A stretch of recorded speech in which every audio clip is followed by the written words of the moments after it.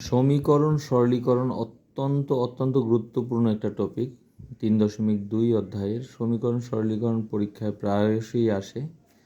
আমাদের সামনে একটা সমীকরণ আছে a not b not or a not b or a b not equals to right hand side a b not প্রমাণ করতে হবে। অনেক সময় রাইট হ্যান্ড সাইড দেওয়া থাকবে না, সেক্ষেত্রে তোমাকে এটাকে সিম্পলিফিকেশন করে যেতে হবে। সিম্পলিফিকেশন সরলীকরণের মূল উদ্দেশ্য হচ্ছে যে লজিক গেট যত কম সম্ভব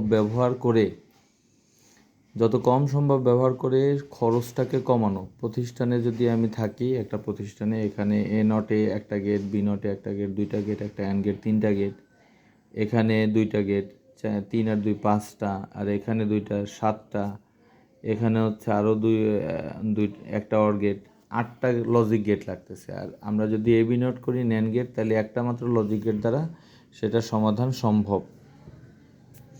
তো দেখা যাক সেটা করা যায় কিনা। লেফট হ্যান্ড সাইড নিলাম।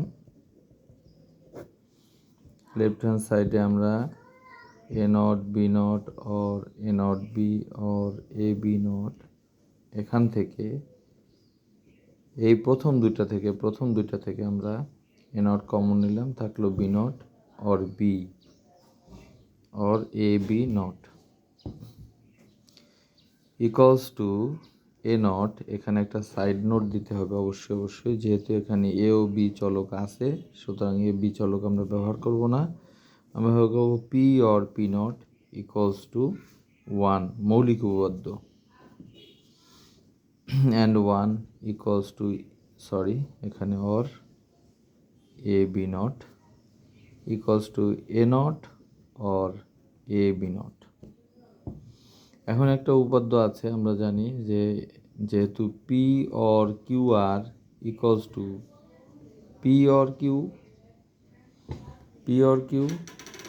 And P or R, P or Q and P or R. চলো এটাকে একটু প্রমাণ করে দেই। রাইট হ্যান্ড সাইডটা নিলাম আমরা। রাইট হ্যান্ড সাইডে আছে P or Q and P or R.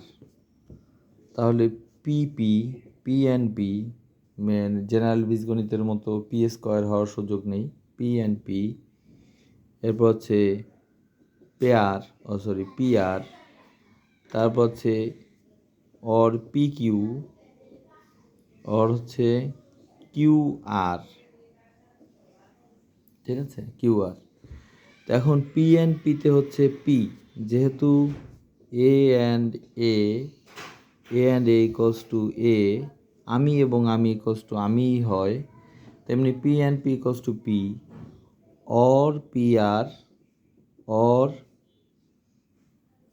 R P Q or Q R. তো এই তিনটা থেকে আমাদের পি কমন যায়। পি কমন গেল, থাকলো 1 or R or Q R. তো অর গেটে যে কোনো একটি অর মানে অথবা যে কোনো একটি ট্রু হলেই আউটপুট ট্রু হবে। এটা এমসিকিউতে এরকম আসে 1 or A not b c or A B not c or q equals to what. ভয় পাওয়ার কিচ্ছু নাই, এরকম ধরনের কোনো প্রশ্ন আসলে যেহেতু অর গেটে একটা 1 আছে, আউটপুট 1 হয়ে যাবে। তেমনিভাবে এখান থেকে আউটপুট হচ্ছে 1, তাহলে কি দাঁড়ালো p and 1 or Q r. তাহলে পি অ্যান্ড 1-এ হচ্ছে p or Q R equals to সেই আমাদের লেফট হ্যান্ড সাইড প্রমাণিত হয়ে গেল। তো এই সূত্রটাই আমরা এখানে ব্যবহার করব। তাহলে কি দাঁড়াচ্ছে, A not or A or এখানে অ্যান্ড দিয়ে A not or B not, A not or A and A not B not, এটা হয়ে গেল 1 and A not or B not.